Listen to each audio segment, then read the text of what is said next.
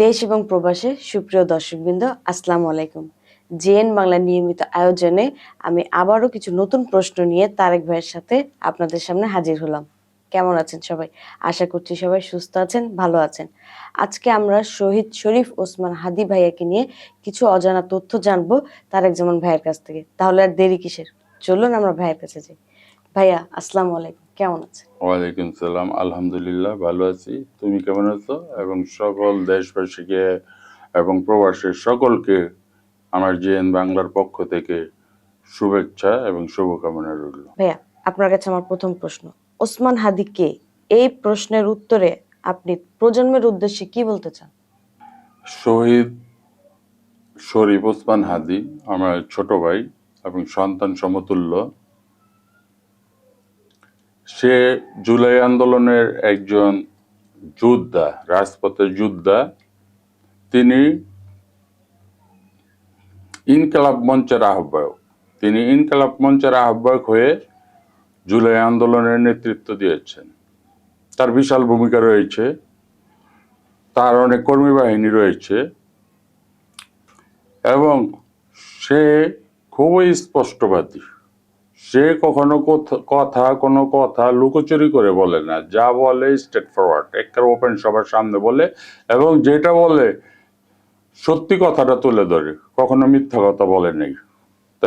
তবে শহীদ ওসমান হাদীর এই কিছুদিন আগে যে উনি গুলি খেলেন, এইটা কারো প্রত্যাশা ছিল না। অপ্রত্যাশিতভাবে তিনি গুলি খেয়েছেন। আর যারা তাকে গুলি করেছে তারা আসলে মানুষও না, পুরুষও না, ওরা কাপুরুষ। কাপুরুষ না হলে উনি জুম্মার নামাজ আদায় করে একটি অটো দিয়ে যাচ্ছেন, আপনি পিছন দিয়ে বাইক দিয়ে এসে কেন তাকে মাথায় গুলি করে পালিয়ে যাবেন? আর এটা কি আপনার কাজ, নাকি আপনাকে শিখিয়ে দেওয়া অথবা আপনি দায়িত্বপ্রাপ্ত কারো দ্বারা দায়িত্বপ্রাপ্ত হয়ে কাজটি করেছেন? আপনি তো মনে হয়, আমার ধারণা অনেকে বলা বলি করছে আপনি দেশে নাই, অন্য একটি দেশে চলে গেছেন। কিন্তু শহীদ ওসমান হাদীকে আপনি যে গুলি করেছেন, সারা বাংলাদেশের মানুষ কিন্তু তার জন্য কাঁদছে, এখন চোখের অশ্রু ফেলছে। আপনি এটা কি করেছেন? শহীদ ওসমান হাদী একটি গরিব ঘরের সন্তান, কিন্তু ওই জায়গাতে উঠে এসে ঢাকা শহরে মেধে তিনি জুলাই আন্দোলনের নেতৃত্ব দিয়েছেন ইনকালাব মঞ্চ থেকে। তাকে সবাই ভালোবাসে, দেশবাসী সকলেই ভালোবাসে, শুধু হয়তো একটা গোষ্ঠী ভালোবাসে না, তাদের বিপক্ষে ছিলেন। আরেকটা গোষ্ঠী হয়তো, অনেকে বলা বলি করছে, আরেকটা গোষ্ঠী তাকে ব্যবহার করেছে। তাই শহীদ ওসমান হাদী শহীদ হয়েছেন, আমি তার বিধিহি আত্মার মাগফিরাত কামনা করছি। মহান আল্লাহ তাআলার কাছে আমি দোয়া করছি, মহান আল্লাহ তাআলা তাকে যেন জান্নাতুল ফেরদাউস দান করেন। ধন্যবাদ ভাই আপনাকে। তার জীবনের কোন ঘটনাটি আপনাকে সবচেয়ে বেশি নাড়া দিয়েছে? শহীদ ওসমান হাদীর একটি বিষয় যদি আমার হৃদয়ে নাড়া দেয়, এটা বলা ভুল হবে। আমি ওর অনেকগুলো ভিডিও দেখেছি, তার কথা শুনেছি, প্রত্যেকটা কথাই আমাকে মুগ্ধ করেছে এবং হৃদয়ে নাড়া দিয়েছে। তার মধ্যে দুই একটা কথা না বললেই নয়। উনি তো শুক্রবার দিন জুম্মার নামাজ পড়ে আসার সময় তার সহকর্মী একজন সাথে নিয়ে আসার সময় গুলি খেয়েছেন। কিন্তু তাকে যে হত্যা করা হবে তিনি হয়তো আগে থেকে অনুমান করেছেন, যার ফলে তিনি অনেকবার বক্তব্যে বলেছেন যে আমি হয়তো বেঁচে নাও থাকতে পারি, আমার স্মৃতিটা যেন সারা বাংলাদেশে থাকে, সকলের হৃদয় জুড়ে থাকে। এবং উনি কিন্তু আরেকটি কথা বলে গিয়েছেন, সেটা শুধু আমার হৃদয়ে না, সারা বাংলাদেশে 8 কোটি মানুষের হৃদয়ে নাড়া দিয়েছেন, আমি হয়তো থাকবো না, আমার একটি বাচ্চা আছে, আপনারা সবাই তাকে দেখে রেখেন। কারণ তিনি কিছু রেখে যাননি যে তার বাচ্চাকে সেইভাবে মানুষ করে গড়ে তুলবে, টাকা পয়সা জমি জমা অবৈধ পথে কিছু কামানো নাই, রেখেও যান নেই। তাই জনগণের প্রতি তিনি আস্থা রেখে গেছেন এবং বলে গেছেন, আমি হয়তো চলে যাব, আমার বাচ্চাটাকে আপনারা দেখে রেখেন। এই জিনিসটা উনি শাহাদাত বরণ করার পরে কিন্তু মানুষের হৃদয়ে প্রচন্ডভাবে নাড়া দিয়েছে। এবং বাংলাদেশ সরকারকে আমি আন্তরিকভাবে ধন্যবাদ জানাচ্ছি, তাদের পরিবারের পাশে দাঁড়িয়েছে এবং তার সন্তান এবং স্ত্রীর দায়িত্ব নিয়েছে। পাশাপাশি বিএনপির পক্ষ থেকেও কিন্তু জনাব তারেক রহমান, তিনিও কিন্তু সাথে সাথে এই ব্যাপারে নিন্দা জানিয়েছে। তার শাহাদাত বরণের পরে তার আত্মার মাগফিরাত কামনা করে বিবৃতি দিয়েছে এবং দলের সকল পর্যায়ের নেতাকর্মী তার জানাজায় গিয়েছিলেন এবং সমবেদনা জানিয়েছিলেন এবং রাব্বুল আলামিনের কাছে দোয়া করেছেন সবাই। জি, ধন্যবাদ। ওসমান হাদির মৃত্যুর খবরটি যখন প্রথম আসে তখন সমাজের প্রতি কি প্রতিক্রিয়া হয়েছিল? শহীদ ওসমান হাদি গুলি করে ওনাকে, উনি যখন লুটিয়ে পড়ে তখনই কিন্তু সারা বাংলাদেশের মানুষের হৃদয়ে নাড়া দিয়েছিল। আমার তো নাড়া দিয়েছিল, আমি তো ব্যক্তি একজন তারেক জামাল। সারা বাংলাদেশের সকলেই সমবেদনা জানিয়েছিলেন সেই সময় এবং এই ব্যাপারে যারা গুলি করেছে তাদের দ্রুত সময়ে গ্রেফতার করে সর্বোচ্চ শাস্তি দাবি জানিয়েছিল এবং আইন শৃঙ্খলা রক্ষাকারী বাহিনীর প্রতি অনুরোধ জানিয়েছিল যিনি গুলি করেছেন সে যেন দেশ ত্যাগ করতে না পারেন। তাই তার গুলি খাওয়ার পরে সারা বাংলাদেশের মানুষের হৃদয়ে নাড়া দিয়েছিল। শহীদ শরীফ ওসমান হাদির মৃত্যু তার চিন্তা এবং আন্দোলনের গতিপথে কি প্রভাব ফেলবে বলে আপনি মনে করেন? শহীদ শরীফ ওসমান হাদি শাহাদত বরণ যে করেছেন তার প্রভাব অবশ্যই অলরেডি পড়ে গিয়েছে। কারণ বাংলাদেশের মানুষ গণতন্ত্র মনা, বাংলাদেশের মানুষ গণতন্ত্র চায়, বাংলাদেশ মানুষ একটা নির্বাচনের মাধ্যমে গণতান্ত্রিক সরকার চায়। আর সেই জিনিসটাই কিন্তু ওসমান হাদি বলে গিয়েছিলেন এবং নির্বাচনে তিনি অংশগ্রহণ করেছিলেন। জনগণ তাকে ভোট দিবে না দেবে ওটা 12ই ফেব্রুয়ারির ব্যাপার, হয়তো তিনি বিপুল ভোটে নির্বাচিত হতে পারতেন। শহীদ শরীফ ওসমান হাদির মৃত্যু তার চিন্তা এবং আন্দোলন গতিপথে কি প্রভাব ফেলবে বলে আপনি মনে করেন? শহীদ শরীফ ওসমান হাদির শাহাদাত বরণ যে প্রভাবগুলি পড়বে, উনি বেঁচে থাকতে যেভাবে মানুষকে উজ্জীবিত করেছিলেন, জুলাই আন্দোলন করেছিলেন এবং আগামী প্রজন্মের জন্য যেভাবে উজ্জীবিত করে তুলেছিলেন, অনেক টক শোতে তিনি অংশগ্রহণ করেছিলেন এবং সঠিক কথাগুলি তুলে ধরেছিলেন।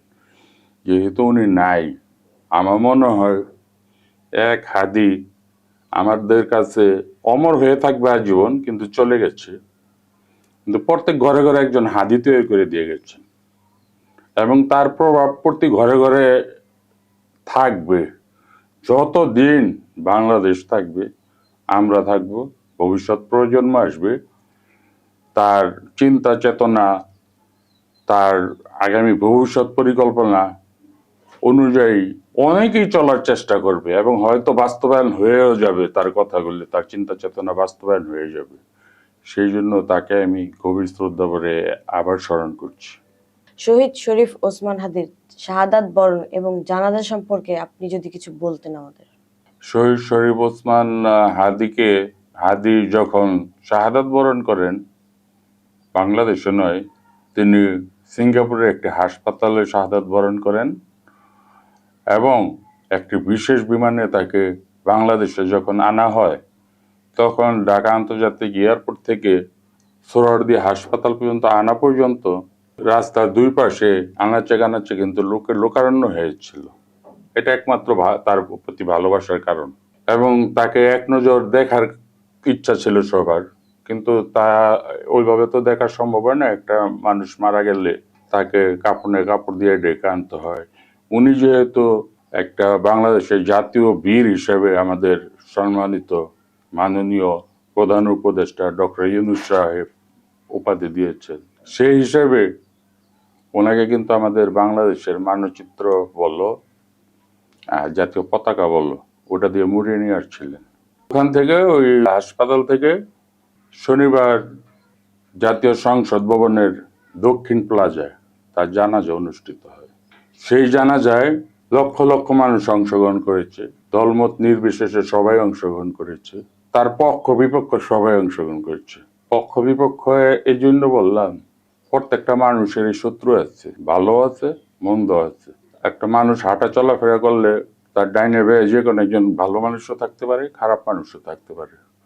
সেই রকম তার জানাজায় কিন্তু যে পরিমাণ মানুষ হয়েছিল, জানাজা পড়েছে, সবাই তার বিধি আত্মার মাগফিরাত কামনা করছে। একটি ষড়যন্ত্রকারী মহল, আমি আবার বলবো, এই জানাজার দিনে তার জন্য আমরা দোয়া করছি, সবাই দোয়া করেছে, তার পরিবারের জন্য দোয়া করেছে, তার বাচ্চার জন্য দোয়া করেছে, এবং তার শেষ জানাজাটা হয়েছে, সবাই জানাজা পড়বে, দোয়া পড়বে, তাই তো নিয়ম। তারপর তার লাশটা দাফনের জন্য কবরস্থানে নিয়ে যাবে, যেটা আরেকটা গর্বের বিষয়। আমাদের বাংলাদেশের জাতীয় কবি কাজী নজরুল ইসলাম, তার কবরের পাশে তার পরিবার থেকে দাবি জানানো হয়েছিল তার কবরের পাশে তাকে দাফন করানোর জন্য, এবং আমাদের সরকারকে ধন্যবাদ, সেই ব্যবস্থাটা করেছেন। কবি কাজী নজরুল ইসলামের কবরের পাশেই তাকে দাফন করা হয়েছে, জাতীয় মর্যাদায় এবং বীরের মর্যাদায় তাকে দাফন করা হয়েছে। কাজী নজরুল ইসলাম কিন্তু জীবিতকালে একটা কথা বলে গিয়েছিলেন, কবিতার কলিতেই বলেছিলেন। কথাটা হলো এরকম যে, আমার মৃত্যুর পর আমার লাশটা দাফন করো সেই জায়গায়, যে জায়গাতে ওই 5 ওয়াক্ত নামাজের আজানের আওয়াজটা শুনতে পাওয়া যায়। এই ধরনের একটা কথা ছিল। সেই গর্বিত হাদির পরিবার, এবং হাদি নিজেও এখন হয়তো গর্বিত, কাজী নজরুল ইসলামের কবরের পাশেই তাকে দাফন করা হয়েছে। তার পরিবারও গর্বিত, বাংলাদেশের জনগণও গর্বিত, এবং আমরা সবাই গর্বিত। এবং তিনি যে জায়গায় আছে পাশে কিন্তু একটা মসজিদ আছে, 5 ওয়াক্ত আজান দিলে সেই আজানের আজান কিন্তু তিনিও শুনতে পাবেন। আল্লাহ তাকে জান্নাতবাসী করুক। কিন্তু তার মাঝে একটি কথা আমি রেখে গেছি, বলে যাই শেষ ফিনিশিং, যেটা বলছিলাম যে জাতীয় সংসদে দক্ষিণ প্লাজায় তার জানাজাটা হয়েছে। জানাজা পড়বে, দোয়া পড়বে, সবাই তার লাশ নিয়ে দাফন করতে চলে আসবে। আরে ভাই, আপনারা কারা?